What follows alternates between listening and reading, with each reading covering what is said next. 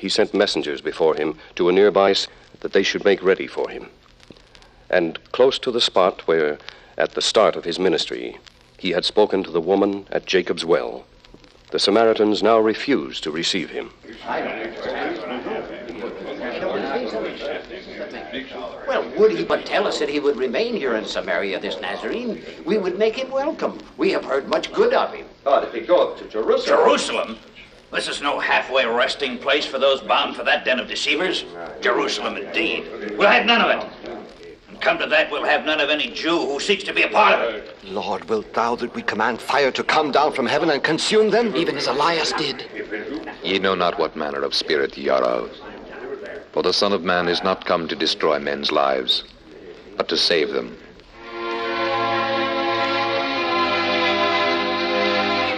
Countless other men and women must have spoken to the Master as he went about his work, and many of these must have come quite close to him on his journey southward toward Jerusalem. Oftentimes they drew together to sit by the wayside or out in the fields to listen and to question him.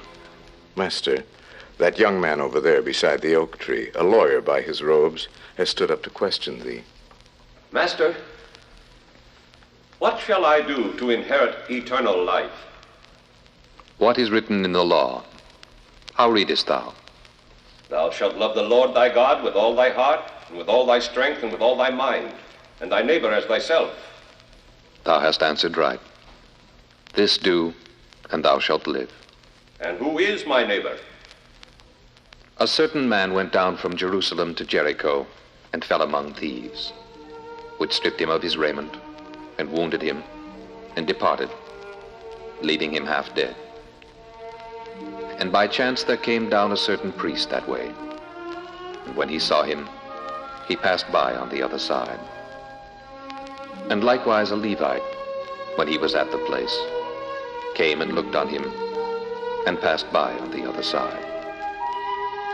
But a certain Samaritan, as he journeyed, came where he was, and when he saw him, he had compassion on him, and went to him and bound up his wounds, pouring in oil and wine, and set him on his own beast, and brought him to an inn, and took care of him. And on the morrow when he departed, he took out 2 pence, and gave them to the host, and said unto him, Take care of him, and whatsoever thou spendest more, when I come again, I will repay thee. Which now of these 3, thinkest thou, was neighbor unto him that fell among thieves? He that showed mercy on him. Go and do thou likewise. There was an upland village where Jesus knew that there would be a warm, affectionate welcome. And that was the village of Bethany, over the crest of the Mount of Olives. It was a quiet place, far from the crowds and noises of the holy city. And here, in the circle of 3, whom John tells us that he loved, Jesus came with his disciples to rest a while. It was the house of Mary and Martha. Martha, it seems, was a proud and busy hostess, happy to do all she could for the visitor from Galilee. We can imagine Jesus with some of his disciples and with Mary, sitting in the sunshine of the open terrace, waiting perhaps for the meal that Martha was making ready. And we might picture the worthy Martha herself baking bread with one of the disciples close to her, watching and talking with her as she worked. There now, let me give these loaves a moment more, friend John, and ye shall have the best bread baked in Bethany. The savor of it tells me you speak truly, Martha. Time was, some feast days past, when the mother of Jesus helped me to bake bread here, when he was but a boy. Oh, John, how splendidly he has grown up to be a man. I heard him talking here to Lazarus last night. My brother hangs on every word he says. As well he might. And for that matter, so does Mary. Here, watch ye the bread while I go out to her. So much to do today, and yet she goes on sitting there. She sitteth at the feet of Jesus, listening to him. When she should be here helping me. That is a thing I will go out and settle with him. Martha, my dear, impatient little Martha. Nor is that all, Master. The blind man hath told many others, and all of them now wait to hear thee speak down in Jerusalem. And not the blind alone, dear Lord, but all the halt and maimed. Here cometh Martha. Something would seem to be amiss, I think. Lord, dost thou not care that my sister hath left me to serve alone? Bid her therefore that she help me. Martha, Martha, thou art careful and troubled about many things, but one thing is needful. And Mary hath chosen that good part, which shall not be taken away from her.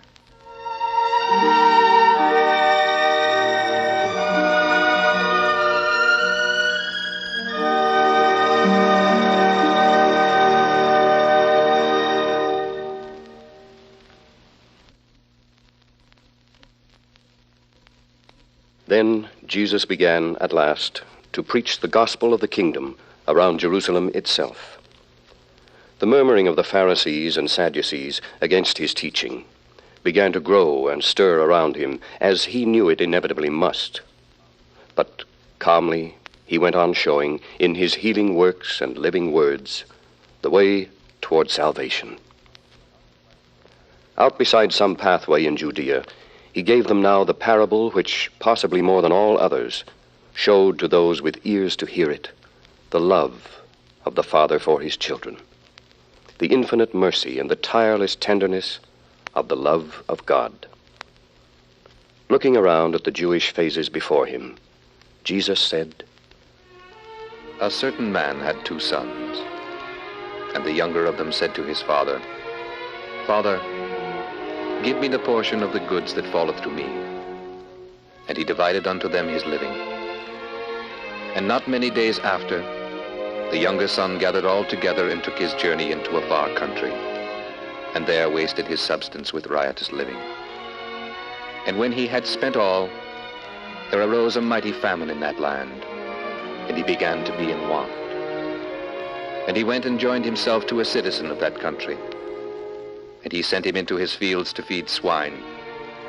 And he would fain have filled his belly with the husks that the swine did eat, and no man gave unto him. And when he came to himself, he said, How many hired servants of my father have bread enough and to spare, and I perish with hunger? I will arise and go to my father, and I will say unto him, Father, I have sinned against heaven and before thee, and am no more worthy to be called thy son. Make me as one of thy hired servants. And he arose and came to his father, but was yet a long way off. His father saw him and had compassion, and ran and fell on his neck and kissed him. And the son said unto him, Father, I have sinned against heaven and in thy sight, and am no more worthy to be called thy son. But the father said to his servants, Bring forth the best robe and put it on him, and put a ring on his hand and shoes on his feet, and bring hither the fatted calf and kill it, and let us eat and be merry. For this my son was dead and is alive again. He was lost and is found. And they began to be merry.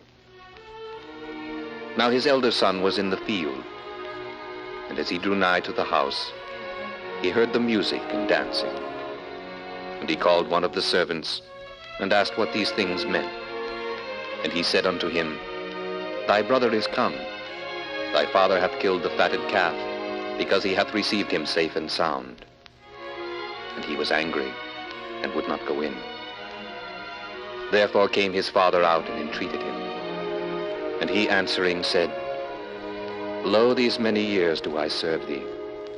Neither transgressed I at any time thy commandment, and yet thou never gavest me a kid, that I might make merry with my friends.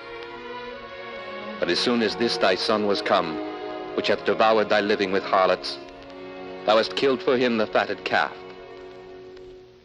And he said unto him, Son, thou art ever with me, and all that I have is thine. It was meet that we should make merry and be glad. For this thy brother was dead, and is alive again, and was lost, and is found.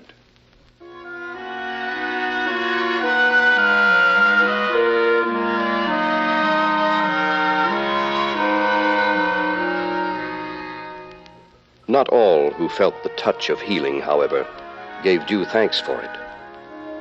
It was at this time, as he entered into a certain village, that Luke tells us, there met him 10 men that were lepers, which stood afar off. Jesus, Master, have mercy on us. We have heard tell that there be other lepers thou hast healed. Mercy, Master, have mercy on us. Master, goest thou so close to them? Have mercy on us.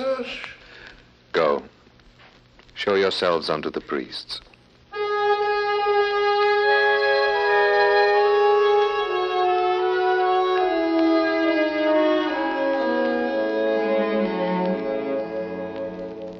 And St. Luke says simply, and it came to pass that as they went, they were cleansed. Behold them as they go. They are not wasted anymore. Their cheeks are full and they are strong again. How well they walk. How well they look, Brother Andrew. One of them has turned again and is come back to Jesus. Oh, Lord and Master, I am whole again. With all my heart, I thank thee. Were there not 10 cleansed? But where are the 9? They are not found that return to give glory to God, save this stranger.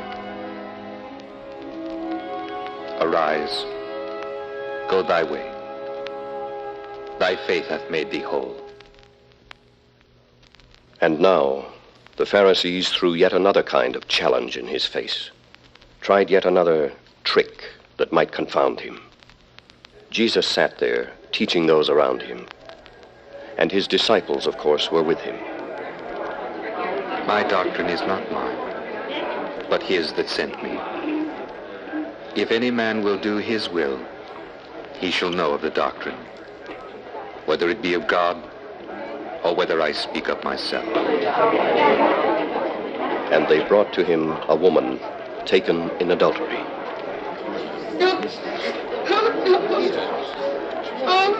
Master, the scribes and Pharisees bring hither a woman unto thee. Leave me alone. Do not pull me so. She seemeth to be greatly troubled. I like not the look of it. Peace, Thomas. Hear what this Pharisee hath to say of it. Master, this woman was taken in adultery, in the very act. Now Moses in the law commands us that such should be stoned. But what sayest thou? He acts as if he hath not heard the words. He hath stooped down to write with his finger on the ground. Moses in the law commanded us that such should be stoned. But what sayest thou? He that is without sin among you, let him first cast a stone at her. See how they leave him. Aye, Peter. They be condemned by their own consciences. Let them go. We are well rid of such as they. And now the master is alone with her. Woman, where are those thine accusers? Hath no man condemned thee? No man, Lord. Neither do I condemn thee. Go and sin no more.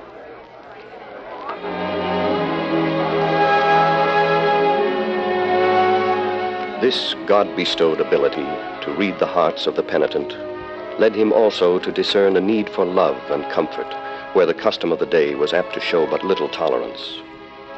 One of these tender incidents occurred on yet another of these days.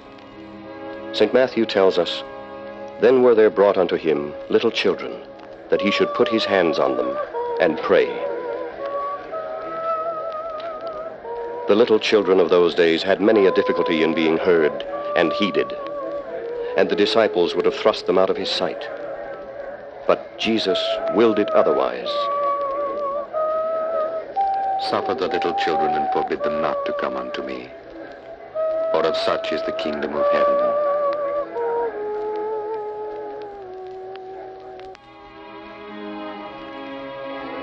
To which Matthew adds simply, "And he laid his hands on them and departed thence."